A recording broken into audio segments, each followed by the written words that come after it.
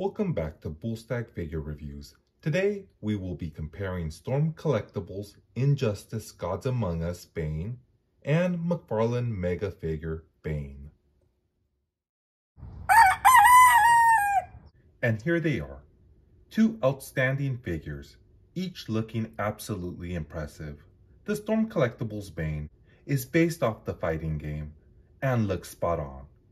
It is not clear to me what incarnation McFarlane's Bane is based off, but it is reminiscent of Nightfall Bane with some artistic liberties. The Storm Collectibles figure has a great looking face sculpt with some wicked red eyes. The stitching on the mask and sculpted zipper are phenomenal. I love the translucent green tubes that connect to the tank found on his dorsum. A lot of work went into his musculature and venom-pumped veins. His suit is composed of canisters, straps, zippers, and a great deal of line work. The spikes on his knuckles, knees, and boots are symmetrical and pleasing to the eye. Just an alluring figure. And the McFarlane figure is equally fantastic.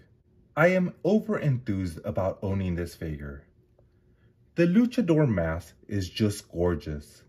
The texturing on it just feels right. It has some nicely sculpted seam work. The hose that connects from the back of his head to his canister is well executed. Although these venom tubes are not translucent, they still work great due to the nice paint app. McFarlane put a lot of work in sculpting Bane's musculature, and he did a great job adding washes and highlights to accentuate it. The clothes on Bane bring him to a whole new level of perfection. I just cannot stop looking at the detail in the tactical straps, the pouches, the belt, pockets, knee pads, and even the boot laces. All of this has just the nicest texturing. I'm just awestruck with this figure. For articulation, this Bane's head has a ball joint, and it allows his head to go up and down, and it can go from side to side, just not all the way because of these tubes. His head does have tilt. There's also another ball joint in his neck that allows it to move independently. And because this is all soft goods, it can move up and down. His shoulder's on a ball joint. It can go up and down, and it can rotate about halfway up, again being hindered by the tube. He also has a butterfly joint. He has a bicep cut, double jointed elbows, and his hand can rotate and hinge. There are two ball joints, one in his diaphragm, one in his lower waist. This allows him to go back and forth and to tilt side to side. The waist does the same exact thing. His legs can hit up and down, in and out. His hips are on a swivel. No thigh cut. Double jointed knees. His foot can go up and down, but just a little bit. It's on a rocker, and he has a toe hinge. Now for the McFarlane Bane, his head is on the ball joint, and it can go up and down. It can rotate some, but again, it's being hindered by the tubes and the hose. His head can tilt. His shoulder's on the ball joint that lets it go in and out and all the way around. No bicep cut. His elbow is single jointed, and his elbow is on a hinge to make up for no bicep cut. His hand can rotate and hinge. This Bane has no diaphragm articulation, but his waist is on a ball joint that lets him go back and forth and tilt side to side. His legs can kick up and go down, in and out.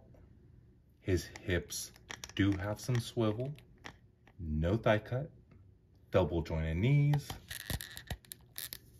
His boot can go up and down. It's on a rocker, and he does have a toe hinge. Storm Collectibles Bane stands at 9.5 inches. McFarlane Bane stands at 9 inches. They both fit in fairly well with other 7-inch figures. Here they are next to McFarlane Batman and McFarlane Mega Figure Clayface and Marvel Select Magneto. Due to Bane being a bigger character, you can fit him in with some 6-inch figures. Here they are with Marvel Legends Morbius and Amazing Yamaguchi Captain America. For accessories, Storm Collectibles Bane came with 4 alternate hands, 2 grabbing hands, and another grabbing or holding hand, and a fist hand. The McFarlane Bane only came with his collectible trading card and his generic display stand. Bane is a supervillain and one of Batman's greatest adversaries. Bane grew up incarcerated in Peñaduro prison. He spent most of his early life building up his strength both physically and mentally.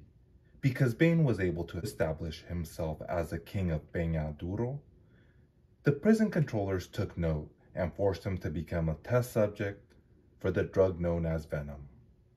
And now for my final thoughts. Both companies knocked it out of the ballpark with these figures. Storm Collectibles edges out McFarlane in the articulation department and accessories provided, but not by much. McFarlane, on the other hand, is the master of sculpt and figure texturing. His Bane is so pleasant to look at. I love both figures and will let you, the viewer, decide which one you like best. So, if you enjoyed this video, please remember to comment, like, share, and subscribe.